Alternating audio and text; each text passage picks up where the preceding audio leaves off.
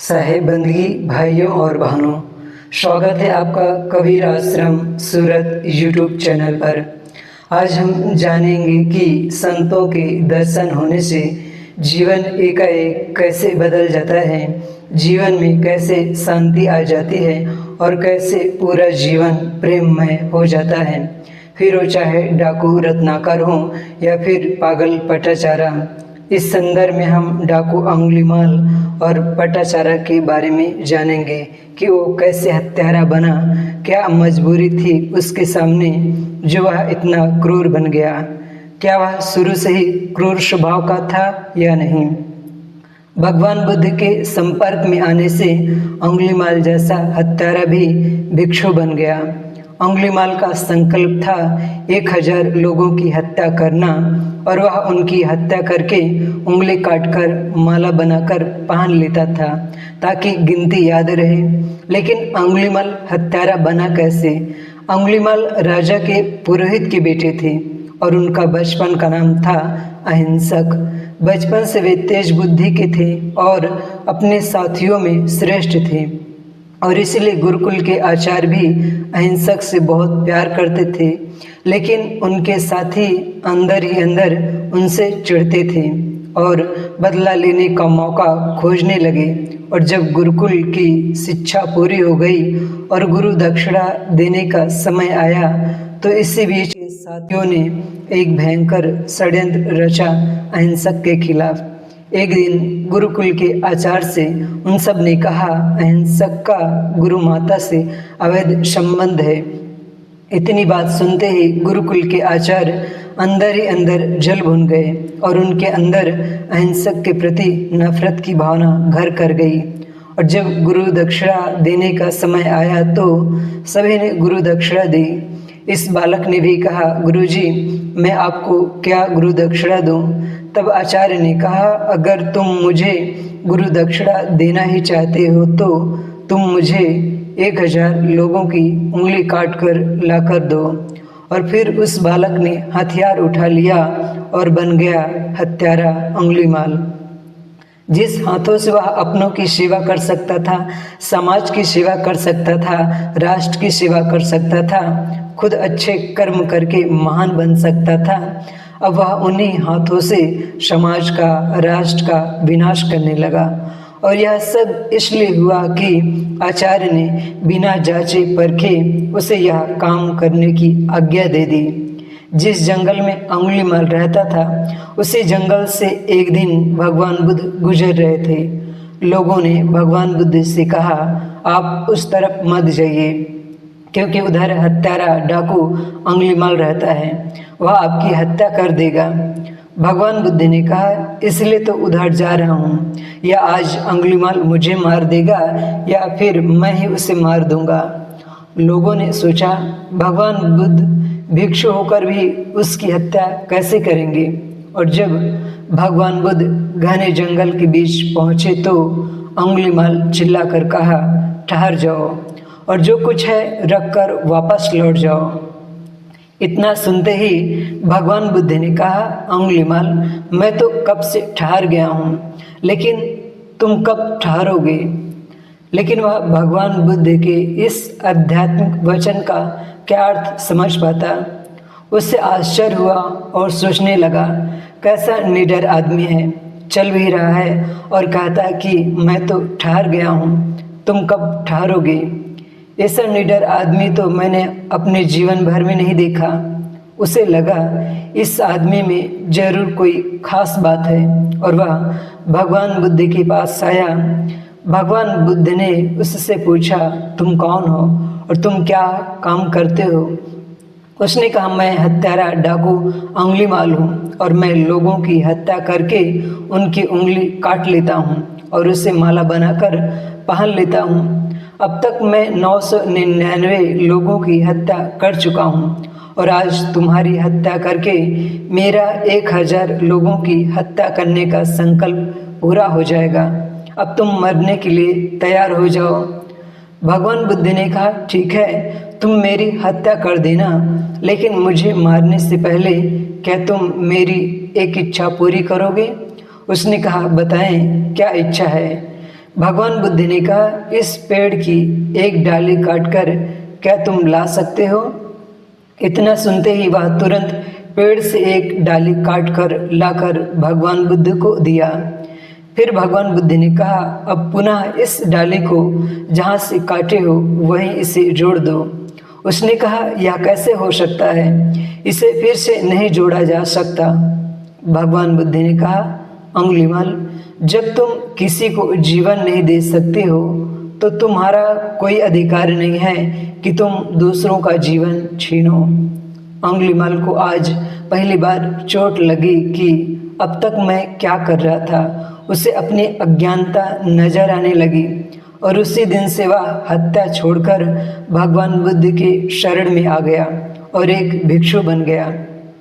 जब वह भिक्षा मांगने जाता तो उसे देखकर लोग डर जाते और अपने दरवाजे बंद कर लेते।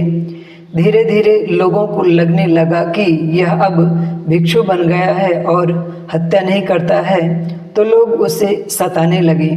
जब भी वह नगर में भिक्षा मांगने पहुंचता तो लोग उसे ईंट पत्थर से लाठी डंडे से मारते, क्योंकि अंगुलीमाल ने किसी के भाई को मारा था तो किसी के पिता को तो किसी के पति को मारा था। अब सब अपना पुराना बदला लेने लगे। वह खून से लथपथ हो जाता, लेकिन लोगों को एक शब्द भी कुछ न कहता। जब भगवान बुद्ध के पास पहुंचता तो भगवान बुद्ध पूछते, अब तुम उन लोगों के बारे में क्या सोचते हो, कैसा महसूस करते हो जो लोग तुम्हारे साथ बुरा व्यवहार करते हैं? वह कहता है, भगवान, यह सब मेरे कर्मों का फल है। मेरी किसी के साथ कोई शिकायत नहीं है। सभी अच्छे लोग हैं, मैं ही बुरा हूँ। और इस तरह हत्यारा अंगुलीमाल भगवान बुद्ध के पास आकर इतना बदला कि एक महान भिक्षु बन गया और निर्वाण को उपलब्ध हुआ। ऐसे ही पटाचारा की बात है। पटाचारा नेपाल के एक सेठ की लड़की थी। उसी के घर में एक नौकर था और उसी के साथ पटाचारा का प्रेम हो गया और एक दिन दोनों ने भागकर शादी कर ली। कुछ बरस बीते, पटाचारा ने एक बच्चे को जन्म दिया। वह अपने मायके जाना चाहती थी, लेकिन पति ने आज्ञा नहीं दी। कुछ साल और बीते, पटाचारा फिर माँ बनने वाली थी। अब की बार वह अपने मायके किसी भी हाल में जाना ही चाहती थी। पति से बताया तो पति ने फिर से जाने से मना कर दिया। और एक दिन जब उसका पति कमाने के लिए घर से बाहर गया तो पटाचारा अपने छोटे बच्चे को लेकर अपने मायके चल पड़ी। किसी प्रकार पति को यह बात पता चली तो वह भी उसके साथ हो लिया। वे एक जंगल से गुजर रहे थे। इसी बीच पटाचारा को पेट दर्द शुरू हुआ। उसका पति उसे एक वृक्ष के नीचे बैठाकर सूखी लकड़ियाँ लेने चला गया, क्योंकि सर्दी का मौसम था। संयोग से जब वह लकड़ियाँ चुन रहा था, उसी समय उसे एक विषधर सर्प ने काट लिया और वहीं पर उसकी मृत्यु हो गई। तब तक इधर पटाचारा ने एक बच्चे को जन्म दे चुकी थी। काफ़ी देर हो जाने के बाद जब उसका पति नहीं लौटा तो पटाचारा को चिंता हुई और वह खुद ही उसकी खोज में गई। खोजते खोजते उसे अपने पति की लाश मिली और वह दुख से बेहाल हो गई, लेकिन किसी तरह अपने को संभाला और अपने दोनों बच्चों को लेकर मायके की ओर चल पड़ी। कुछ कोस चलने के बाद एक नदी आ गई। अब वह अपने दोनों बच्चों को लेकर एक साथ नदी नहीं पार कर सकती थी, क्योंकि तेज धारा में उसके पैर फिसल जाने का डर था। फिर उसने एक तरकीब निकाली कि पहले छोटे बच्चे को नदी के उस पार छोड़ आऊं, फिर अपने बड़े बच्चे के साथ नदी पार कर जाऊंगी। और उसने ऐसा ही किया। पहले छोटे बच्चे को नदी के उस पार छोड़ आई और इस पार अपने बड़े बच्चे को लेने आने लगी। वह बीच नदी में पहुंचती है तो देखती है कि उसके नन्हे बच्चे के पास एक भेड़िया आ गया और उसने उस बच्चे को मुंह में दबा लिया।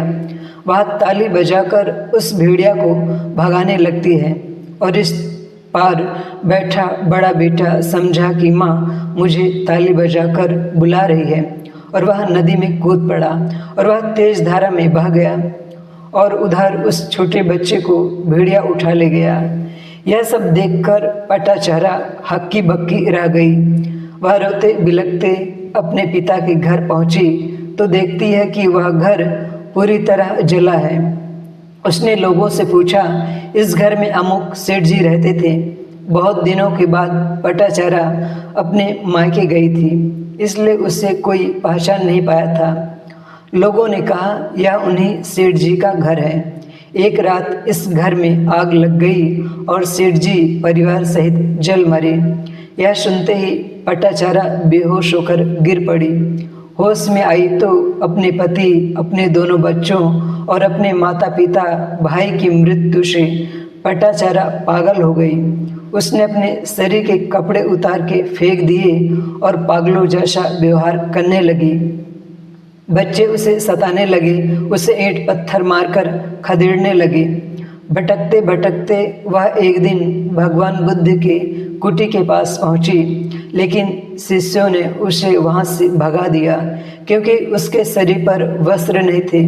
लेकिन जब भगवान बुद्ध को पता चला तो वे उसे बुलाए और पटाचारा आई। भगवान बुद्ध ने पटाचारा के व्यथित मन को आत्मज्ञान से संतुष्ट किया और उसके मन की पीड़ा कम हुई। वह भगवान बुद्ध के पास साध्वी समाज में ही अब रहने लगी और कुछ दिनों में वह पागलपन से बाहर आ गई। जब वह पूरी तरह ठीक हो गई तो भगवान बुद्ध ने उसे संसार की नश्वरता का बोध देकर उसे दुखों से मुक्त कर दिया और अंततः पटाचारा सन्यासिनी बन गई और निर्वाण को उपलब्ध हुई। इस कहानी से हमें यह सीख मिलती है कि जब रत्नाकर या अंगुलीमाल जैसे बुरे लोग इतने महान बन सकते हैं, तब हम क्यों नहीं महान बन सकते।